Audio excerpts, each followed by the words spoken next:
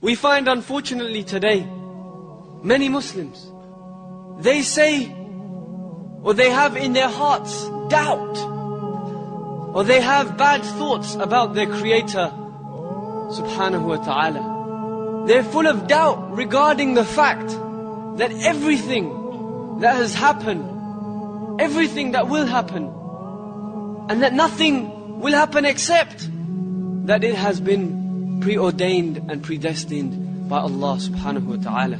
So we believe that things happen because Allah decrees them. And that doesn't mean that Allah loves evil. Allah only loves good, but Allah allows evil to happen for a wisdom that is with Him alone. I've heard with my own ears people saying, doesn't Allah know what is happening in Palestine, in Kashmir? Doesn't Allah see the bloodshed of our Muslim brothers dying? Of our mothers and our sisters being raped in various parts of the world? Doesn't Allah see this?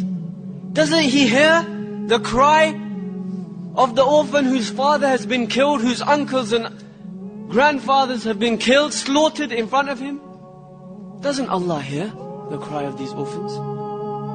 They say, where is the izzah? Where is the honor that belongs to Allah, to His deen, to the Muslims?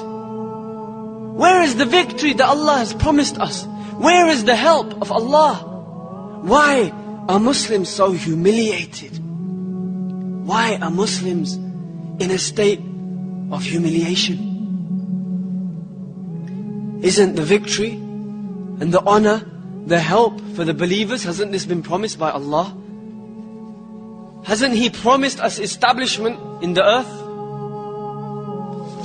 So they ask the scholars, the da'is, and the students of knowledge, where is this victory? Where is this honor? The kuffar, they say, are those who seem to have honor, who seem to have the upper hand, who seem to be victorious. The answer, my brothers and sisters, is that certainly these events happen. And certainly along with these events we must realize that nothing happens in this universe except by the qadr of Allah, by the knowledge of Allah, by the will of Allah, and by the wisdom of Allah subhanahu wa ta'ala. We are not more merciful to the oppressed than Allah. We do not have more mercy than Allah. Allah does not turn a blind eye to the situation of the Muslims today. Allah is not deaf. He's hearing the cries of the Muslims around the world. And we cannot claim that we see better, or we hear better, or even that we are more merciful because we feel more pity than Allah subhanahu wa ta'ala, Ar-Rahman Ar-Rahim.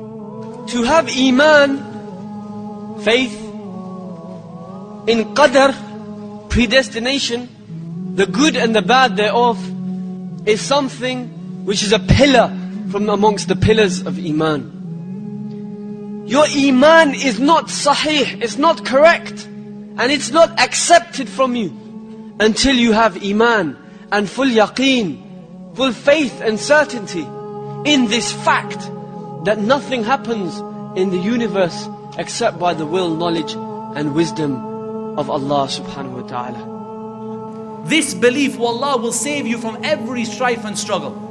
And the Muslims today are in such time of strife and struggle because of this lack of belief in the qadr of Allah subhanahu wa ta'ala. And belief in qadr is not all of one level. At the beginning you say, look, I believe in it.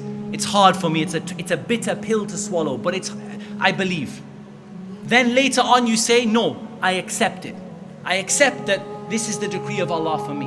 And then above that you become content with it. You start to say the highest level and you say, I am pleased with whatever Allah decrees for me. If Allah decrees that I'm going to be hunted down and chased down in a country by an oppressive, evil person, then that is what Allah has decreed for me, and I'm going to be happy with what Allah subhanahu wa ta'ala has decreed for me.